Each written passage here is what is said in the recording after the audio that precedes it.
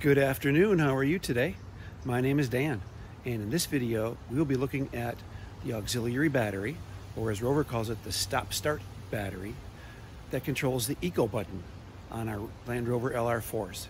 In particular, this one's a 2015, but this will apply to 2014, 15, and 16s. So before we get started, this is early December in Houston, Texas, and there's a cypress tree behind me, and that color is coming along. And if I turn around without making you dizzy, there's our maple tree, and most of those leaves are gone.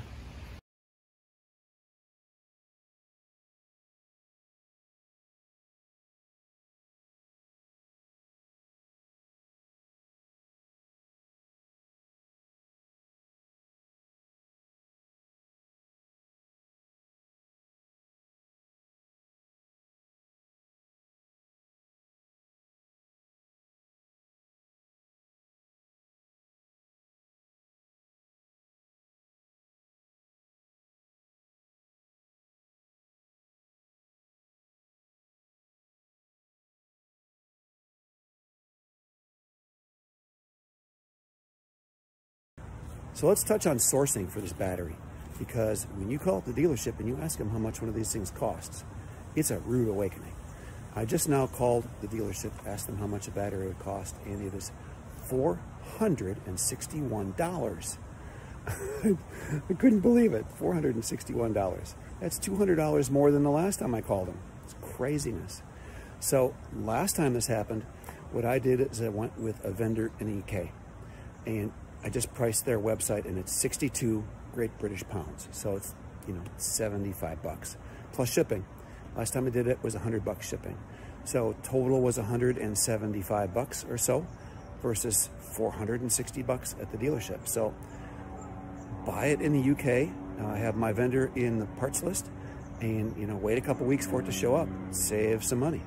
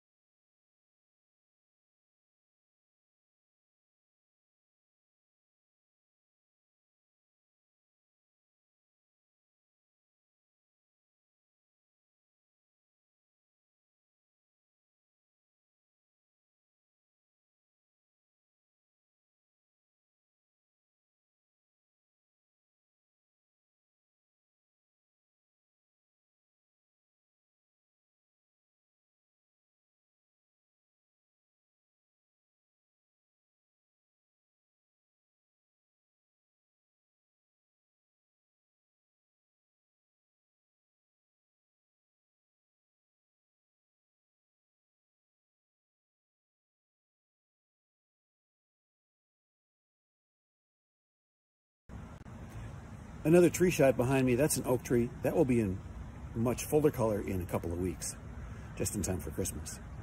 So when you take a look at the eco function, it is nominally there to increase our gas mileage, and that's really its only function.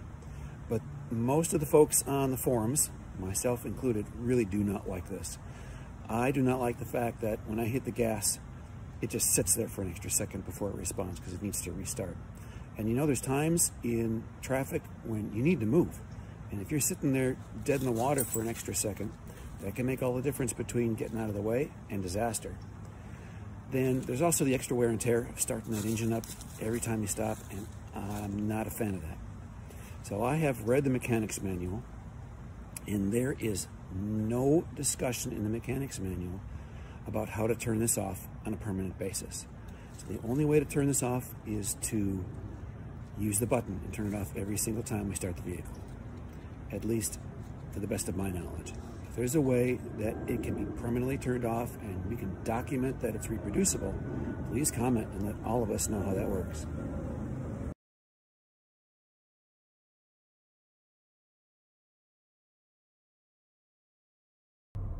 Let's talk about diagnosing when the aux battery is having issues, and it's really just this simple.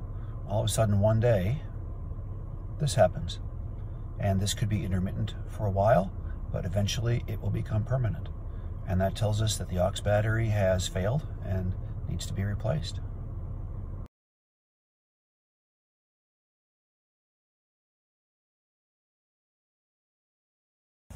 So sooner or later, the battery is going to die. And at that point, you have a choice, replace it or not. And the question is, what else does this battery do? As nearly as I can determine, it does not do anything else. And if you decide not to replace it, you can just leave that idiot light beyond on the dashboard and let the eco function be off. And that is great. Two problems with that, at least for me. One is, for nighttime driving, that light on the dashboard is really bright and I find it very bothersome. I want it off. And two, if that battery is dead, I'm very concerned that sooner or later it's going to leak in the engine compartment. I don't want to deal with that. So for me, at least, when the idiot light goes off telling me that the battery is dead, it's time to find a new one.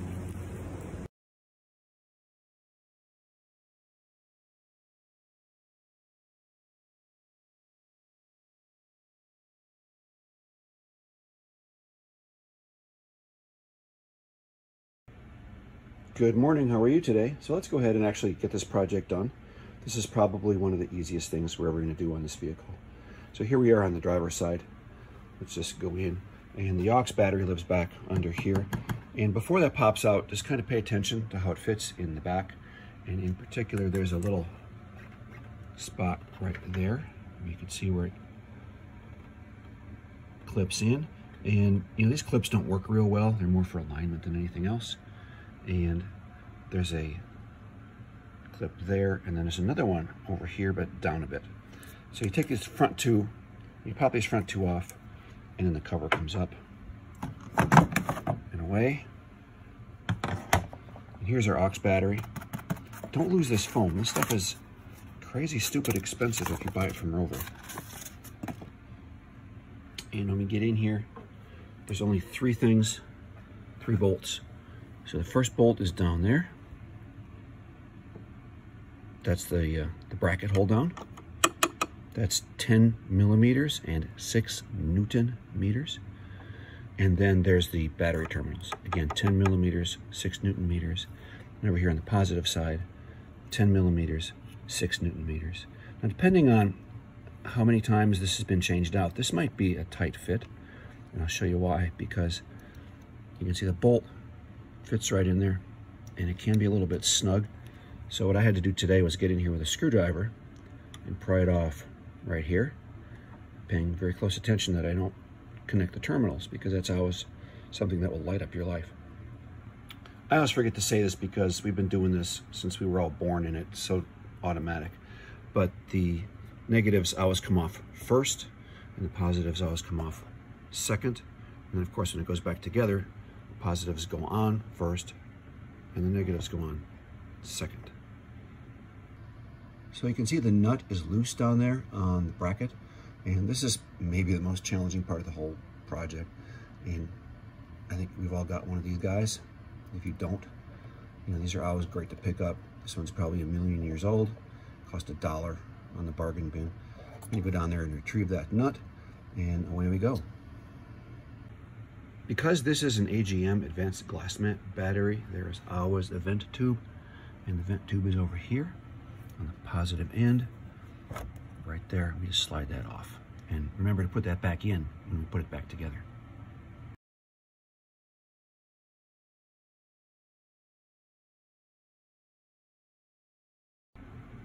So as I've said, we bought this vehicle used a couple of months ago now.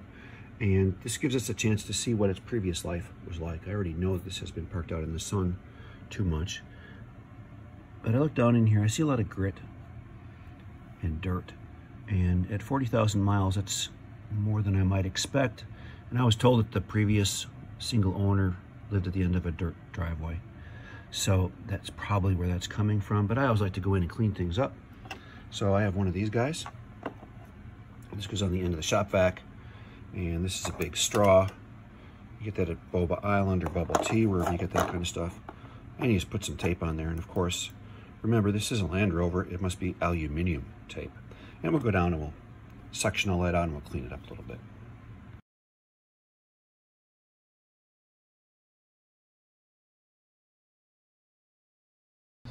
If you find your battery in an OEM configuration, first time change out from the factory, or if any changes previously have been done correctly, it will come with an insulating blanket attached to it.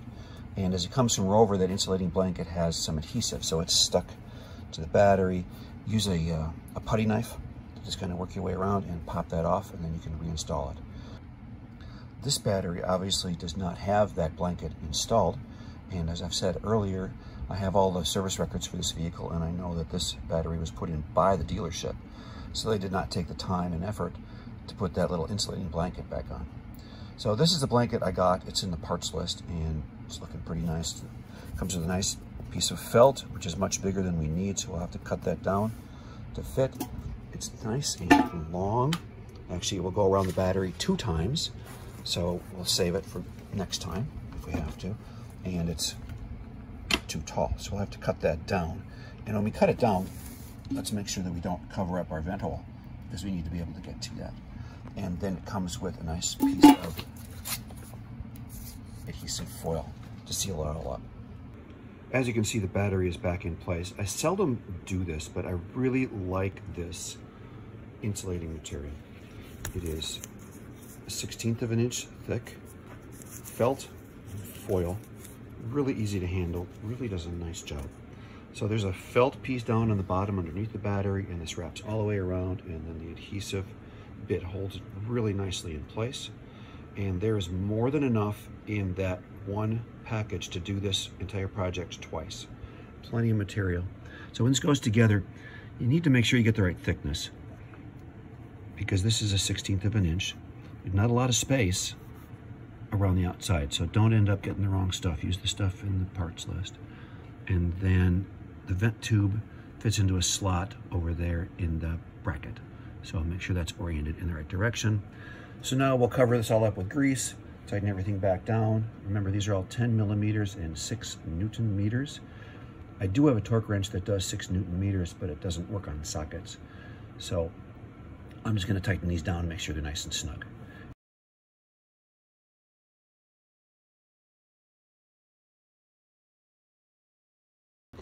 This is an AGM battery, an advanced glass mat battery. And the really cool thing about this battery technology is that we never ever need to add water. And what brings that magic about is in our vehicles, there is a battery management system, battery monitoring system, whatever you care to call it. And that makes sure that the battery is never overcharged. Because what happens when a battery gets overcharged, that's when you electrolyze the water and the battery dries out. And then we have problems. Now, these AGM batteries have different charging profiles as they age. At least so I've been told. I cannot document that, but I've been told that.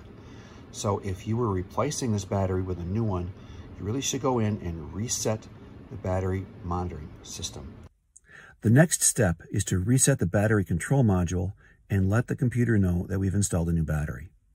And you might be asking, is that really necessary? And the answer to that is no, it's not. You can go ahead and install that new battery and never reset the battery control module, and everything will function, the ecosystem will function, and everything will appear to be just fine. However, if you don't tell the computer that you've put in a new battery, remember that these batteries have different charging profiles as they age. So we might be impacting battery lifetime if we don't do a reset. I don't know that for sure, but that's my guess. Remember, today we are only installing a new battery blanket. We are not actually installing a new battery. But if you were installing a new battery and you wanted to reset the battery monitoring system, this is how it's done. The tool is connected, the engine is running. Down here at the bottom it says search for tool.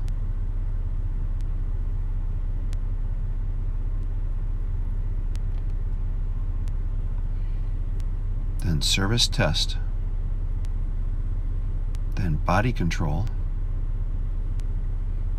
then secondary battery. And if we were replacing that battery, we would push yes, and we would be done.